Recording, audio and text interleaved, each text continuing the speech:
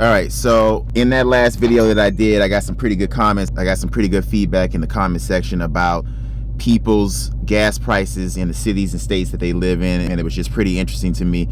So as you guys know, if you don't know, the gas industry is an over $100 billion industry. All right, so the gas industry is just through the roof right now. So, and what we're gonna do is we're gonna go and drive around, and we're gonna see what gas prices are at different gas stations here in New York City. So what I did is I actually drove you guys to my gas station.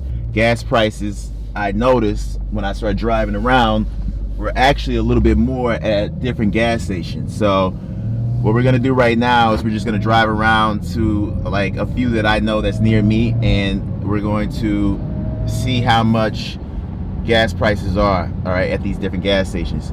One of the first ones we're going to come up on is Mobile gas station, and usually, they're always expensive. Even before gas prices started to increase, Mobile has just always been more expensive.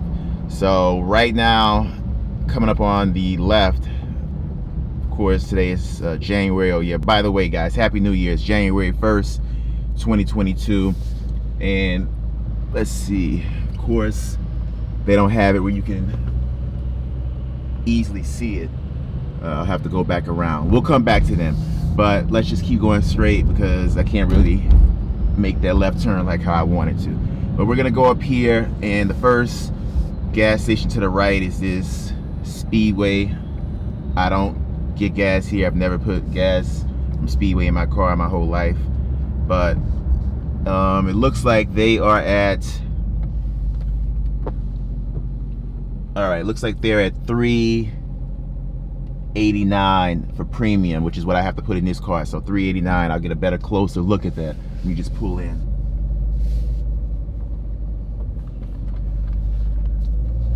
So yeah, $3.89 for premium here at Speedway.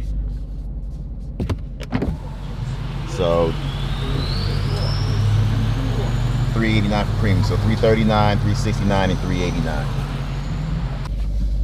All right, and then of course, here's my BP where I get gas, and of course, here at this BP is $3.93, so it's actually more expensive than the other BP that I go to. I didn't even realize that. So it's actually cheaper at the last BP that I went to in that video that I showed you guys. So here we are right now. This BP is, wait a minute, $3.89. It says $3.89. On the other side it said $3.93. Wait a minute, let me drive around. That didn't make much sense. So ultimate $3.89 on this side, but then when you go over on this side, I thought I saw $3.93. It's extremely strange. Let's just see.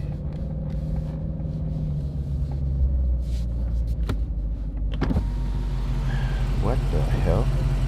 So over here it's $3.93. So is it different by each pump? Like, that makes no sense. So this is showing $3.93 at this pump at the same BP, and then when you drive around, it's showing $3.89 at the other pump. Like, that makes no sense. $3.89. So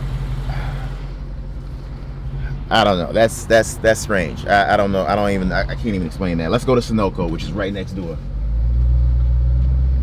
All right, so of course, I'm sure Sunoco will be more expensive. Now, Sunoco is where I wanted to always put gas in my car, but I actually ended up, just sticking with BP. So right now, they're $3.87. Okay, so let me see.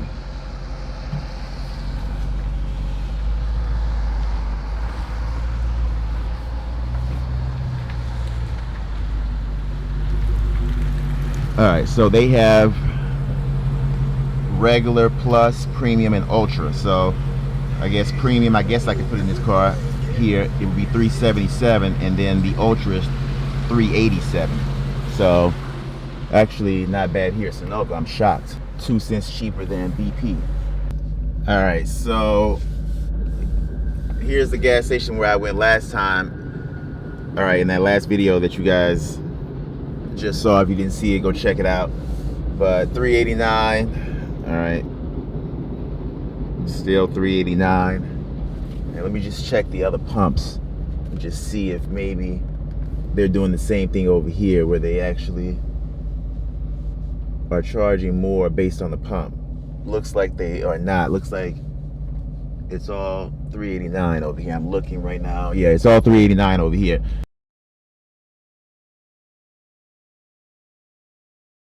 All right, here we are, New York City, 19 degrees. I'm not happy about this temperature, but this is the temperatures that we got to deal with right now here in New York. So as you can see, 19 degrees right there on Uconnect.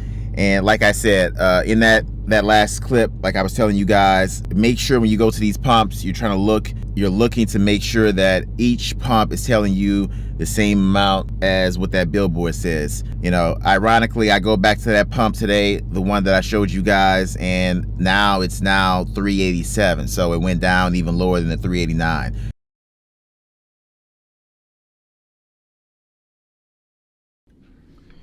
All right, I wanted to get this information out, and that is about this enhanced security mode.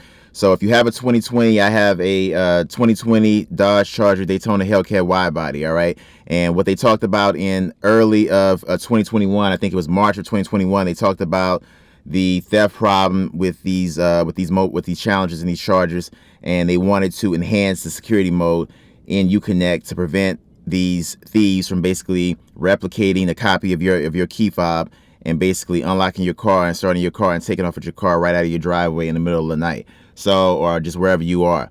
So now they have sent out letters to all 2020 users, because I think now with 2021, that already came on your car. I'm not really sure. Don't quote me on that. But for my 2020, I just got a letter in the mail. I'll put a screenshot up on the screen right now of that letter that speaks about coming into my dealership and getting this enhanced security mode added to your actual Uconnect. All right, what they're going to do is they're going to plug your car up on a machine, and what they're going to do is they're going to update your Uconnect. It takes about 30 minutes. In this letter, it talks about I guess you could say, in some people's minds, they think it's the cons. They talk about the pros and the cons. The pros, preventing people from just, these hackers from just easily stealing your car. And then of course the cons would be, in some people's minds, you can't make any more key fobs after you upgrade, and you can't get any more, over the air new updates or new firmware updates to your Uconnect after you actually go to this new enhanced security mode. Well, what you have to realize is, one of my guys even mentioned this. He brought it up, and it's a great point. My guy REM Audi S4, you already know who you are. I've seen people not really understand why they're doing it like this. You think that because you can't get new key fobs made, if you lose your keys,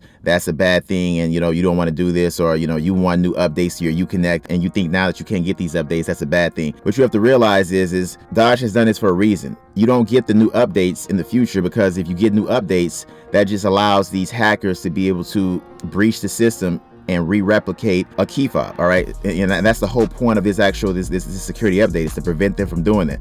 So if you get new future updates, all that allows them to do is now because that's what happens whenever there's a new firmware update. It just takes a little bit for someone to figure out what to do. Like with these Apple iPhones, they can jailbreak these Apple iPhones. Every time Apple would try to come out with a new update, all these people that want to have the jailbroken phones, all they would have to do is just figure out the new computer programming with that new update, and then just hack the system. The same thing with the keys. They lock you out from getting keys because that helps lock hackers out for future attacks. Once your key is locked at the old firmware version, then you're locked in. You're somewhat locked in and secure. You don't have to worry about newer updates, or basically newer updates that could be breached. And then at that point, the whole system that you just done is a waste of time. So you got to realize that's why they did it. They did it to prevent further attacks in the future. So you're locked into this new secure update. Now, as far as me jumping on this new security update, I don't want to be putting out if I'm going to do it or not on my channel, and have people knowing what I'm doing. But if I do it, which I probably will, I will do a full video explaining and demonstrating exactly how it works. But from what I've seen, your valet mode, since they've actually enhanced the actual current valet mode on Uconnect, my car is off right now, but overall, you guys should know how valet mode looks. But since they've simply just updated valet mode, you don't really have a valet mode anymore, and that's what I don't like about it. What they should have did was made a separate security mode tab, which it looks like they got lazy and they didn't want to do that, and that's pretty much why they just kept valet mode and just kind of tweaked it a little bit. I don't like that. I like to still have my valet mode, so if I am going to a dealership, or if I'm going to a wedding, or if I'm going to leave my car in a body shop, I want to still, have the option to put my car in valet mode and people can still drive the car the proper way. You can get up to, I think, like 70 miles per hour in valet mode. But from what I'm seeing in this new security enhanced feature, or security mode, this new enhanced valet mode, yes, it drops the car to 2.8 horsepower. And I think if you floor it, if I'm not mistaken, I'm not really sure, if you floor it like from the start, the car just shuts off. I think you may be able to gradually get on it and then floor it, and the car will just drive very slowly. But I think if you floor it from the start very aggressively, I think the car just shuts off. But I'll have to get the update and just try it out for myself, and I'll definitely do a video for you guys. Just some information I wanted to get out there. Just realize, they're doing this for a reason. All right, they are making it to where you cannot go to a dealership to get new key fobs made, and you cannot get over-the-air updates for a reason. That is to prevent future attacks, that hackers can just learn the new system and then now re-breach your car, and everything you did was just for no reason. So they have encrypted this new security mode to a point to where they feel in their hearts that it is pretty encrypted, that no one can really get into it so far. I'm sure maybe there's somebody that can figure it out, but I'm sure it's going to be pretty hard. But that is how you should look at it. So that's just the information that I wanted to get out there for you guys.